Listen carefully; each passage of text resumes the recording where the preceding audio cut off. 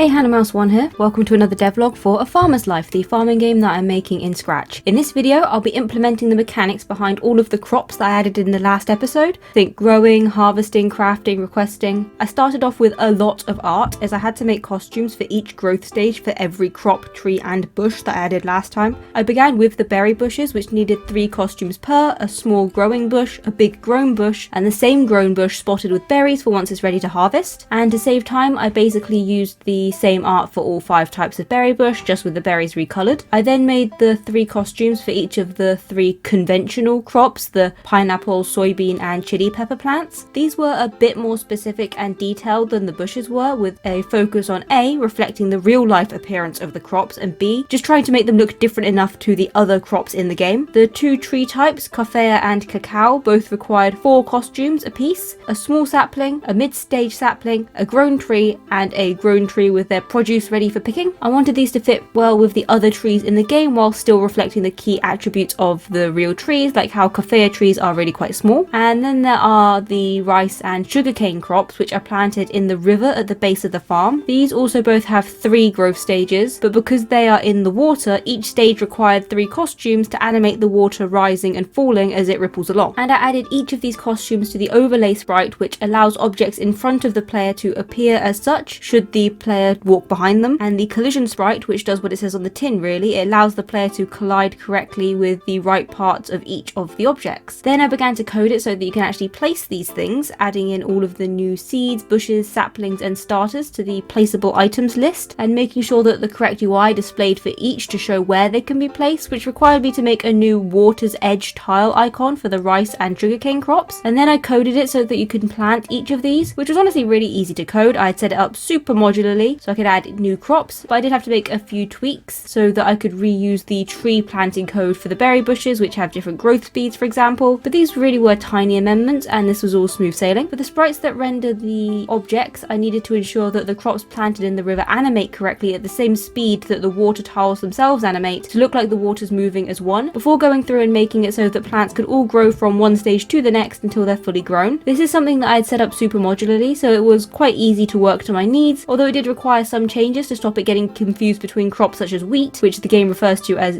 GA as an ID, and the rice crop referred to as LA, because at first it only looked at the second letter of the tag, assuming that all crops were under the G umbrella, which is no longer the case with the water-based crops. And then I made it so that you can harvest the crops once they're fully grown. For the trees and standard crops, this was super straightforward, again thanks to my foresight in my initial coding, in which I knew I'd want to add more of these in the future. There were just enough differences for the water-based crops to justify rewriting the code for the sake of these, copying the regular harvest script and removing what was unnecessary, changing a few values here and there. And I had to do a fair bit of code for the berries because I needed to accommodate their main identifying mechanic that they can be harvested 3 times before the bush itself is destroyed. And for the crops, both the standard and the water types, I had to code this in both the base tile sprite and the sprite that renders the objects. Of course, not all of the items I added last time were plants or their produce, rather some were objects crafted from the fruits of your labour, or the literal fruit if the item happens to be a jam refined from berries. For these I had to add all the craftable items to the workspaces, adding them to systems which allow the workspace to calculate whether you have the resource with which to craft, as well as making all of the UI to display said resource to the player, and adding all the new recipes to lists that tell the game how many ingredients a recipe requires, which these ingredients are, and how many items these recipes produce. And then I added 4 new berry related research upgrades to the lab, which is a process that I've shown you in a few recent devlogs, so I won't beleaguer the point here. The 4 upgrades I added today were bountiful berries, which allows you to get more berries per harvest, berry efficient, which causes berries to grow back faster, hardy hedges, which causes bushes to survive an extra harvest, and buying berries, which allows companies to request trades for berries at the shipping depot. I made all of the UI, added them to the lab pages, set the prices, and implemented the mechanics behind each of these upgrades. And the final thing I did was to add the new items to the request board, with berries and their jams becoming available to request once researched, and the rest of the items joining the ranks once you've built the trading depot. It made sense for Becca to prefer berries and their jams, as well as the pineapple and its crafting derivatives, as the older fruit items and their craftables were already on her list, so I modified the code to allow for this if these items are available to request. And that's all I got done for this week, so thanks for watching. I hope you enjoyed this video. Like and subscribe if you did, it lets me know that there's something to see more of. Join the Discord, link down below, and I'll see you next week with another video. Bye!